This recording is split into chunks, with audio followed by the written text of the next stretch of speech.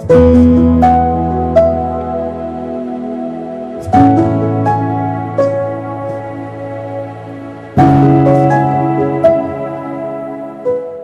यीशु। प्रभु यीशु के सामर्थ्यवान नाम पर और एक बार फादर आप सभी लोगों को अभिवादन करते हैं। बाइबल तीर्थ यात्रा के 147वां दिन की व्याख्या में हम आपका स्वागत करते हैं। आज हम विशेष रूप से राजाओं के ग्रंथों पर एक सामान्य अवलोकन करने जा रहे हैं। इसलिए आज के लिए जिन 4 अध्यायों को पढ़ने के लिए हमको दिया गया था, राजाओं के पहले ग्रंथ के 2-3 अध्याय, साथ में स्तोत्र संगी 105 और कुरिन्थियों का पहला पत्र का अध्याय 14, इन पर हम लोग आज विशेष मनन नहीं करेंगे, क्योंकि राजाओं के ग्रंथ का एक निरीक्षण करने से, मुख्य बातों को समझने से आने वाले दिनों में इसको पढ़ने के लिए हमको और आसान होगी और उससे काफ़ी लाभ हो सकता है समझने के लिए। हालेलुया। मौलिक रूप से इसकी जो हस्तलिपि इब्रानी भाषा में हुई, उस समय इसका विभाजन नहीं किया गया था 2 किताबों में, 2 ग्रंथों में, बल्कि वो एक ही किताब रहा। बाद में जब यूनानी भाषा में इसका अनुवाद किया गया, उन अनुवादकों ने ही इसको शायद 2 भाग में बांट दिया है, विभाजित किया है। किसने इसकी रचना की, इसके विषय में अभी तक ईश शास्त्रियों में कोई सहमति नहीं है, लेकिन संभावित रचयिताओं में 3 नाम बताया जाता है, एज्रा या एजकियेल या यिर्मयाह। हालेलुया। लेकिन कुछ लोग कहते हैं कि शायद 1 से ज़्यादा लोग मिलकर इसकी रचना की है। कैसे भी हो, कम से कम 400 साल के इतिहास इसमें है, राजाओं के पहले ग्रंथ और दूसरे ग्रंथ में इज़राइल के 400 साल के इतिहास है। इसलिए जिन्होंने भी उसकी रचना की हो, उनके पास कई स्रोत सामग्रियां यानी सोर्स मटेरियल्स आए होंगे, और उन सभी लोगों को सम्मिलित करते हुए उन्होंने इसको इसकी रचना की है। वो भी बाबुल के निर्वासन के दौरान ही इसकी रचना हुई है, क्योंकि दूसरे राजाओं के दूसरे ग्रंथ के आखिरी अध्याय पे हम लोग यूदा के राजा यहोयाकीन के निर्वासन के 37वें वर्ष में बाबुल के राजा यविल मरोदाक ने अपने शासन के प्रथम वर्ष में यूदा के राजा यहोयाकीन को क्षमा कर दिया, उसे बंदी गृह से मुक्त कर दिया। तो बाबुल के निर्वासन के 37वां साल के बाद ही इसको लिखा गया। इसका मतलब कम से कम ईसा पूर्वी में 550 के बाद ही इसका लेखन हुआ, इसकी रचना हुई है। हालेलुया। क्योंकि बाबुल का निर्वासन तो 580 या 587 के समय में हुई, BC में, माने ईसा पूर्व। तो उसके 37 साल के बाद ही जो घटना हुई है उसको भी इसमें सम्मिलित किया है। इसका मतलब उसके कम से कम 10-20 साल के अंदर ही इसकी रचना हुई है। हालेलुया। इसलिए इस किताबों, इन दोनों किताबों की घटना मुख्य रूप से किस तरह हम इसको समझ सकते हैं, किस तरह इसको बांट सकते हैं, इसके अंदर जो विषय है उसके अनुसार कैसे हम इसको बांट सकते हैं, हम जरा देखें। मुख्य रूप से हम इसको 3 भाग में विभाजित कर सकते हैं, दोनों किताबों को मिलाकर, पहला ग्रंथ दूसरा ग्रंथ। इनके विषय के आधार पर 3 भाग में इसको हम बांट सकते हैं, जिससे हमें इसके इतिवृत्त को यानी इसके अंदर के विषय को हम अच्छा से समझ पाएंगे। हालेलुया। पहला भाग राजाओं के पहला ग्रंथ का अध्याय 1 से अध्याय 11 तक। इसकी विशेषता, राजा दाऊद मरने के ठीक पहले अपने बेटे सुलेमान को राजा बनाया। सुलेमान राजपद संभालता है एक ही पहला अध्याय में, उसके बाद 11वां अध्याय में उसकी मृत्यु होती है। इसलिए 1 से 11 तक सुलेमान का राज्यपाल का समय है, और उस समय देश में शांति रही। इज़राइल समेकित राज्य कहलाता है, मतलब एक ही देश, कंसोलिडेटेड वन किंगडम। पूरे 12 वंश मिलकर एक साथ राजा दाऊद के समय में इज़राइल एक साथ आए थे। तब से सुलेमान के मृत्यु तक एक बने रहे। देश में शांति रही। समय सीमा जो है 971 बीसी ईसा पूर्व, तब से 931 तक 931 ईसा पूर्व में उसकी मृत्यु हुई है सुलेमान की।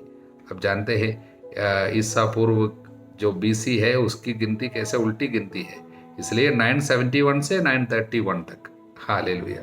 ये पहला भाग। दूसरा भाग राजाओं का पहला ग्रंथ का अध्याय 12 से राजाओं का दूसरा ग्रंथ अध्याय 17 तक। फर्स्ट किंग चैप्टर 12 से सेकंड किंग 17 तक। उस समय क्या हुआ है? सुलेमान की मृत्यु के बाद इज़राइल 2 भाग में विभाजित किया गया। अब 2 राज्य, नॉर्थर्न किंगडम, साउथर्न किंगडम, उत्तर राज्य और दक्षिण राज्य। उत्तर राज्य में 10 वंश मिलकर एक राज्य बन गया। उस राज्य का नाम है इज़राइल। अब वो इज़राइल कहलाता, उसकी राजधानी है समारिया।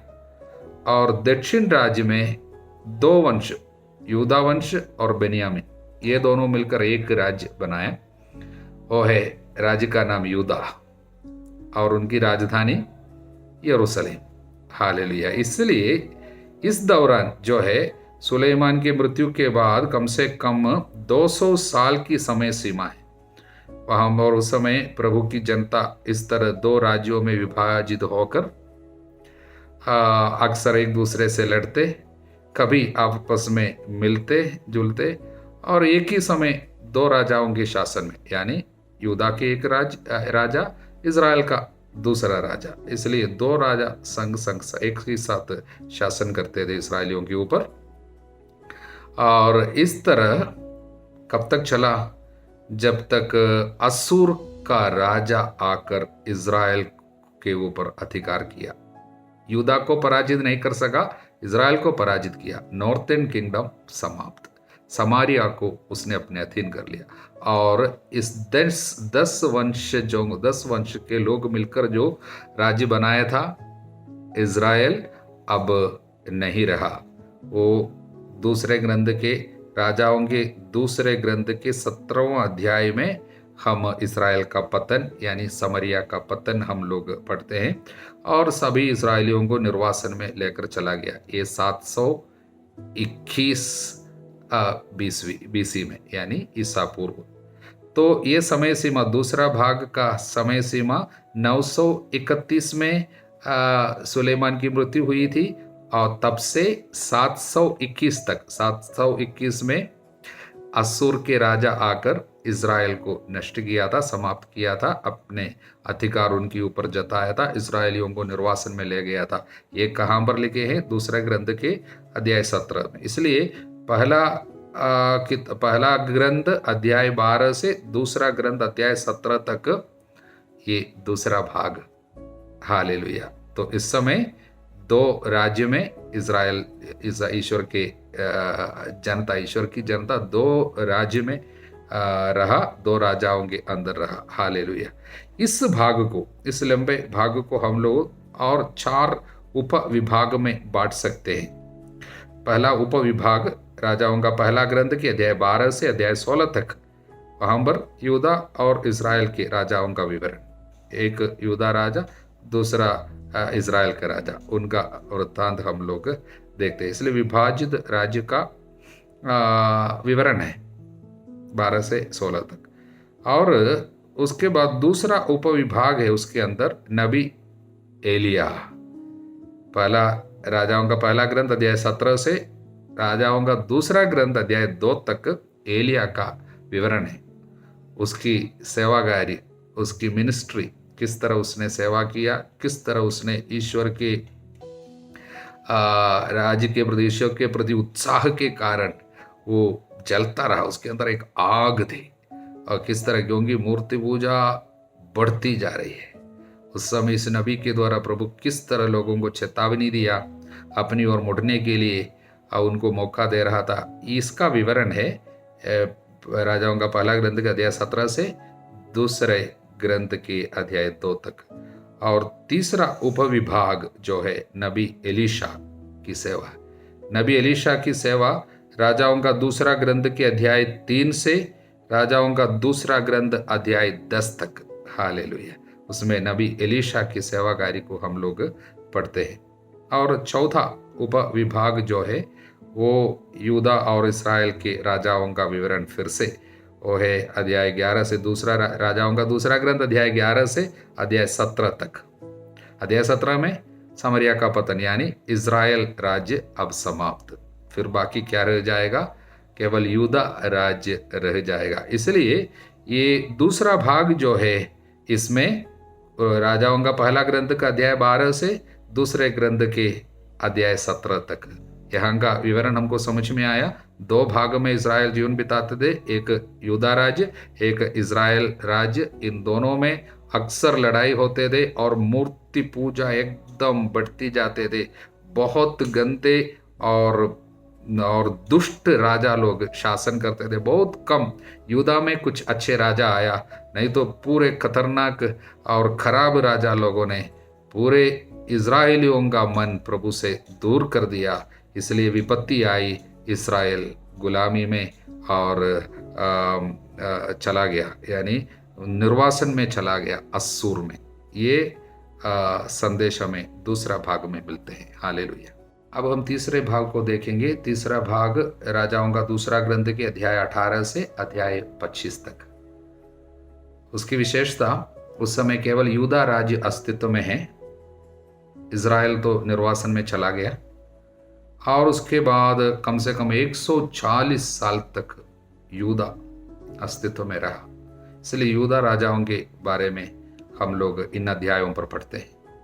और अंत में क्या हो गया, उनके पाप भी, यूदा में भी पाप बढ़ गए। इज़राइल के साथ नॉर्थर्न किंगडम, उत्तर राज्य के साथ जो हुआ है, उनसे कुछ इन्होंने शिक्षा ग्रहण नहीं किया और मूर्ति पूजा और अन्य पापों में फंसे रहे। इसलिए प्रभु ने अनुमति दी, बाबुल के राजा नबूकदनेस्सर आकर इज़राइल पर आक्रमण किया, यानी यूदा पर आक्रमण किया और यरूशलेम की घेरेबंदी की। अंत में यूदा पराजित हो गया, यरूशलेम नष्ट हो गए। यरूशलेम के मंदिर को उन्होंने जला डाला और राजा को और जनता को बंदी बनाकर निर्वासन में बाबुल में लेकर गया। ये 587 की घटना है ईसा पूर्व। तब ये तीसरा भाग, उसकी समय सीमा है 721 ईसा पूर्व से। उस समय क्या हुआ था, अस्सूर के राजा आकर इज़राइल को निर्वासन में ले गया था। तब से 587 तक, 587 की विशेषता बाबुल का निर्वासन।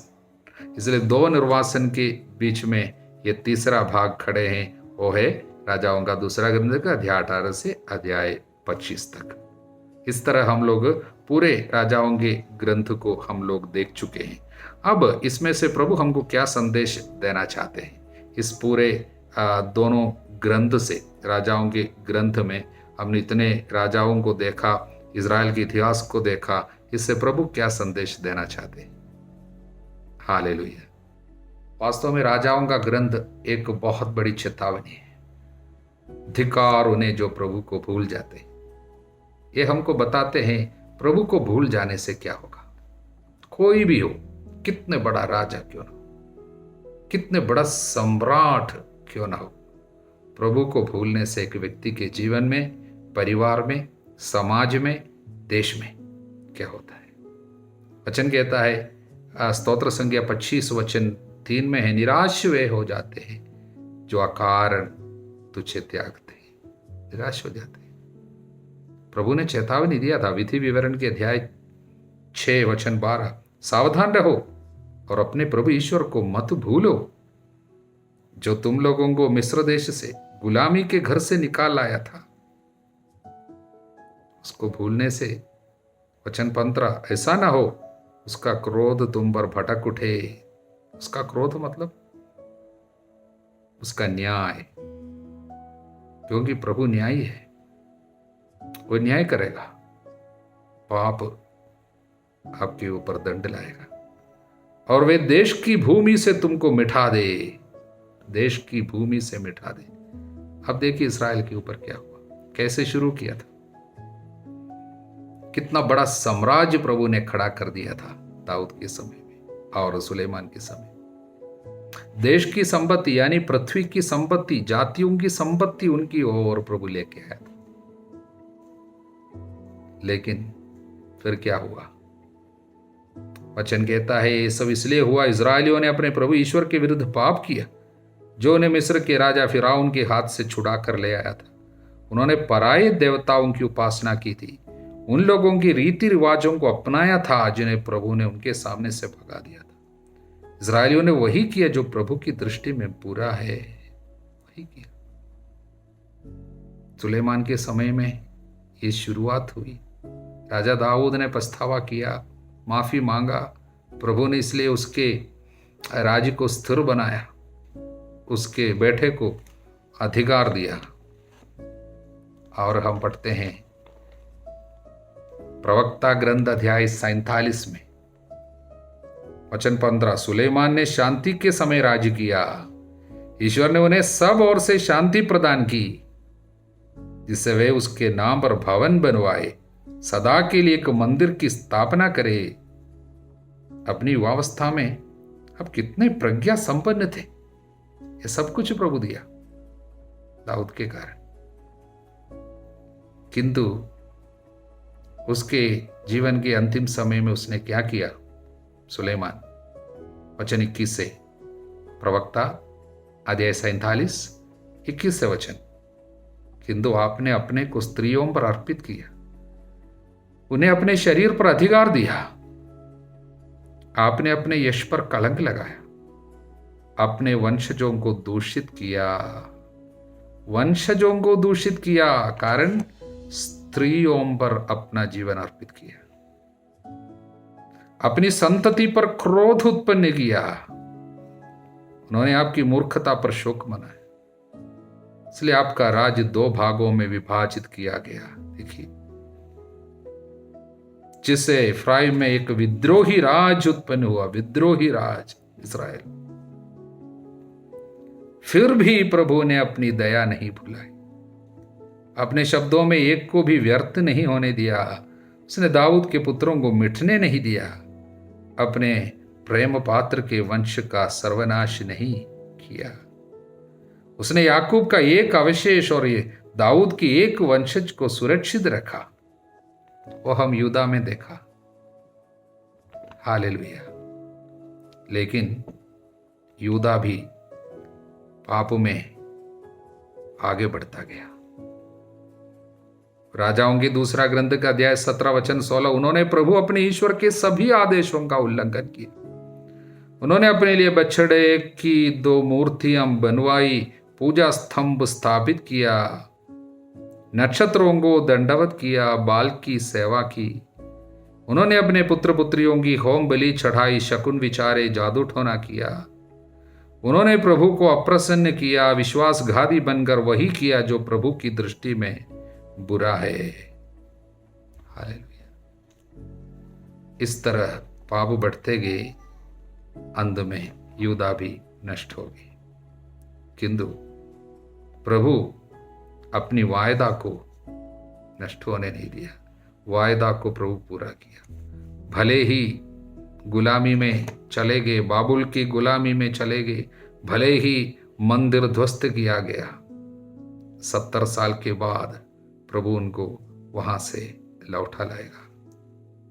प्रभु उनको फिर से पुनर्स्थापित करेगा और एक महान राजा को यूदा के वंश में, दाऊद के वंश में एक महान राजा, दाऊद का पुत्र, ईश्वर का बलित मेमना, जो संसार के पाप उठाने के लिए आएगा और उसका राज्य का अंत नहीं होगा, हमेशा वो राज्य करेगा। उस राजा को प्रभु दाऊद के खानदान में उत्पन्न करेगा।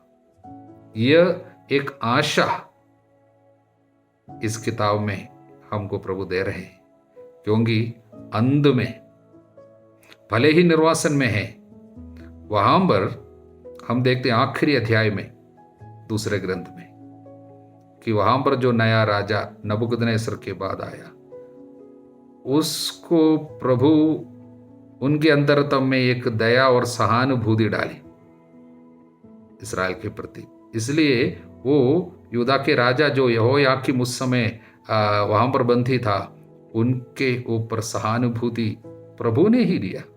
इसलिए उसको उसको बंदी गृह से निकालकर बाहर लेके आया, उसका आदर किया। वो एक संदेश है। सब कुछ नष्ट होने के बावजूद प्रभु कुछ आशामय संदेश देते हुए ही इस ग्रंथ को समाप्त करते हैं। सब कुछ समाप्त नहीं है। प्रभु की दया अंत नहीं होता। चाहे मनुष्य का पाप कितना भी बढ़े, पाप के अनुसार कितने भी बड़ी विपत्ति हो, प्रभु किसी न किसी रीति से दया करेगा ही। उसकी दया का अंत नहीं है, क्योंकि हमारा जीवन उनके लिए बहुत कीमती है। इसलिए प्रभु हम पर दया करेगा, इज़राइल पर प्रभु दया करेगा, यूदा पर प्रभु दया करेगा और यूदा के वंश में अपने बेटे को प्रभु राजा नियुक्त करेगा। हालेलुया। समाप्त करने के पहले राजाओं के ग्रंथ में मुख्य रूप से 5 विषय है, जरा देख लेते हैं। पहला विषय मंदिर, प्रभु का मंदिर। वास्तव में मंदिर के बारे में बहुत कुछ लिखा गया है इन ग्रंथों में। शुरुआत ही मंदिर से है। राजा दाऊद मृत्यु के पहले उसके मन में एक ही विचार रहा, प्रभु का मंदिर। मंदिर नहीं बना पाया। बहुत चाहता था मैं प्रभु के लिए मंदिर बनाऊं, लेकिन अपने जीवन काल में प्रभु उनको बनाने नहीं दिया। प्रभु ने कहा तुमको अनेक लोगों को मारना पड़ा, तुम्हारे हाथ में खून है, इसलिए मंदिर नहीं बनाओगे। तुम्हारा बेटा बनाएगा मेरे लिए मंदिर। इसलिए जीवित रहते समय जीवन के अंतिम काल में राजा ने काफी तैयारी की। दाऊद ने इकट्ठा किया सोना चांदी और अनेक सामग्रियां, और एक सुंदर प्रार्थना की अंत में। पहला इतिहास ग्रंथ के आखिरी अध्याय में। और अब उस प्रार्थना में उसका हृदय पूरा हमें देखने को मिलता है। उस प्रार्थना के अंत में वो प्रार्थना इस तरह करते हैं, मेरे बेटे को आपके लिए मंदिर बनाने की कृपा, आशीर्वाद, प्रज्ञा सब देना। मैंने इसके लिए काफी एकत्रित किया, ये भी आपकी दया से, ये भी आपका है, आपको हम देते हैं, लेकिन मेरे बेटे को आशीर्वाद देना, मंदिर आपके लिए बना पाए। इसलिए मंदिर उसके दिल की सबसे बड़ी तमन्ना रही। ये बात जानते हुए ही सुलेमान ने शुरुआत की, और 5वां अध्याय से हम लोग देख रहे हैं मंदिर का निर्माण। कितना सुंदर, कितना भव्य सुसज्जित मंदिर उसने तैयार किया, और लोगों का उत्साह और उनके हृदय में आनंद, मंदिर में प्रार्थना करते हुए, बलि चढ़ाते हुए। इस तरह यरूशलेम का मंदिर जो है इज़राइल के पूरे गौरव का प्रतीक रहा, उनकी आध्यात्मिकता का प्रतीक रहा। लेकिन धीरे धीरे क्या होता है, जैसे इनका पाप बढ़ता गया, मंदिर के बारे में हम देखते हैं मंदिर की अपवित्रता, मंदिर की लूट शत्रुओं के द्वारा। स्वयं यहाँ के प्रभु के जनता के राजा, उन लोग भी मंदिर को लूटते हैं। उदाहरण के लिए राजाओं के दूसरे ग्रंथ के अध्याय 12 में हम पढ़ते हैं, राजा मंदिर को लूटता है और वहां का संपत्ति लेकर शत्रुओं को देता है। अंत में क्या हो गया, मंदिर ध्वस्त किया गया, जला दिया गया, और इस्राएल पूरा गुलामी में, निर्वासन में, देश नहीं रहा। इसलिए मंदिर और इज़राइल की खुशहाली और गौरव, उसकी आध्यात्मिकता जुड़ी हुई है। पहला विषय। दूसरा विषय प्रोफेट्स, नबी लोग। प्रभु बराबर नबियों को भेजा है। यहां पर मुख्य रूप से एलिया और एलीशा को हम लोग देखते हैं। नबियों के द्वारा प्रभु चेतावनी देता था। विपत्ति आने के पहले प्रभु अपने लोगों को भेजकर, नबियों को भेजकर चेतावनी देता था, लेकिन ये सब बहरे रह गए, बंद कानों पर पड़ गए। आज भी प्रभु अनेक नबियों को भेजते हैं, हमारे बीच में भी चेतावनी देते हैं, वचन के द्वारा अपनी वाणी भेजते हैं अपने नबियों के द्वारा। हालेलुया। तीसरा विषय, प्रभु जातियों को इस्तेमाल करता है, नेशंस। गैर यहूदी लोग, पैगन लोग, जो मतलब जो प्रभु को नहीं जानता, ऐसे लोगों को प्रभु इस्तेमाल करता है अपने कार्य के लिए। यहां पर इज़राइल का जब पाप बढ़ गया, प्रभु समय समय पर अन्य जातियों को बुलाकर लाता है दंड देने के लिए। उदाहरण के लिए असूर का राजा इज़राइल का विनाश किया, बाबुल का राजा यूदा का विनाश किया और उनको सब निर्वासन में लेकर गए। तो प्रभु उन राजाओं को इस्तेमाल किया है, उनके ऊपर भी प्रभु का अधिकार है, क्योंकि सच्चा राजा, राजाओं का राजा, इस्राएल का राजा ईश्वर है। इसलिए समस्त जातियों पर, सारे देशों पर प्रभु का हाथ है, प्रभु का अधिकार है, प्रभु उन सबों को इस्तेमाल करेगा। इसलिए आज पूरे विश्व में जो भी उथल पुथल राजनीतिक तरफ से जो भी होते हैं, वो सब सोचकर हमको डरने की जरूरत नहीं है। प्रभु अपने कार्य के लिए सारे देशों को इस्तेमाल करेगा, चाहे अमेरिका हो, चाहे रशिया हो, या सऊदी अरेबिया हो, सबके ऊपर प्रभु का अधिकार है। इसलिए हमको डरने का नहीं, प्रभु इस्तेमाल करेगा सबको। ये तीसरा विषय है। चौथा विषय, दुनिया के साथ समझौता करने से क्या होगा, कॉम्प्रोमाइज करने से। प्रभु के लोगों को अन्य जातियों के साथ समझौता नहीं करनी, उनके विश्वास के मामले पर कोई समझौता प्रभु नहीं चाहता। आध्यात्मिकता पर, धार्मिकता पर समझौता नहीं होनी चाहिए, पाप के साथ कोई समझौता नहीं करनी चाहिए।